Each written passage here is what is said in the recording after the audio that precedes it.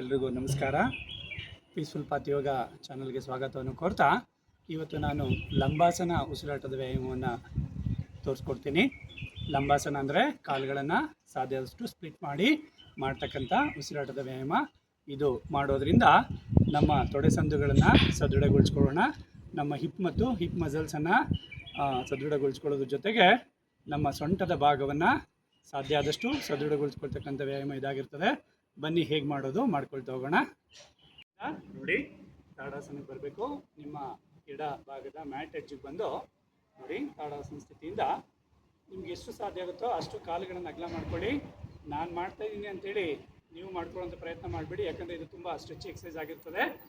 ನೋಡಿ, ಸಾಧ್ಯ ಆದಷ್ಟು ಕಾಲುಗಳನ್ನು ಮ್ಯಾಟ್ ಎಡ್ಜಿಗೆ ತೆಗೆದುಕೊಂಡು ಬಂದು ಮಂಡಿ ನೇರ ಇರಲಿ. ನೋಡಿ, ನಿಮ್ಮ ತೊಡೆ ಹತ್ರ ಕೈಗಳನ್ನಿಟ್ಟು ದೀರ್ಘವಾಗಿ ಉಸಿರನ್ನು ಪಡ್ಕೊಳ್ತಾ ನಿಮ್ಮೆರಡೂ ಕೈಗಳನ್ನು ಜೋಡಿಸಿ ದೇಹ ನೇರ, ಮಂಡಿ ನೇರ, ಅಷ್ಟೇ ದೀರ್ಘವಾಗಿ ಉಸಿರನ್ನು ಹೊರ ಹಾಕುತ್ತಾ ನಿಮ್ಮ ಕೈಗಳನ್ನು ನಿಧಾನವಾಗಿ ಇಳಿಸಿ. ಇನ್ಹೇಲ್ ಡೀಪ್ಲಿ,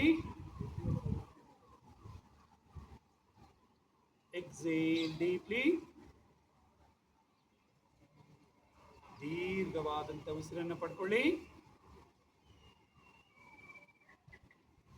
ಅಷ್ಟೇ ದೀರ್ಘವಾಗಿ ಉಸಿರನ್ನು ಹೊರ ಹಾಕುತ್ತಾ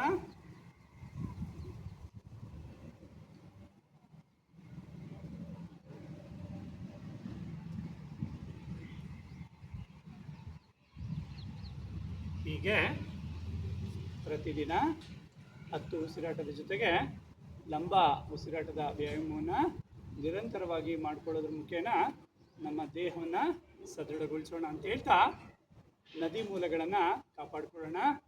ನದಿಯೇ ಮತ್ತು ನೀರೇ ನಮ್ಮ ಮೂಲಾಧಾರ ಅಂತೇಳಿ ಯಾರು ನನ್ನ ಚಾನಲ್ನ ಸಬ್ಸ್ಕ್ರೈಬ್ ಮಾಡಿಲ್ವೋ ದಯವಿಟ್ಟು ನನ್ನ ಚಾನಲ್ನ ಸಬ್ಸ್ಕ್ರೈಬ್ ಮಾಡಿ ಅಂತೇಳಿ ಎಲ್ರಿಗೂ ಧನ್ಯವಾದ.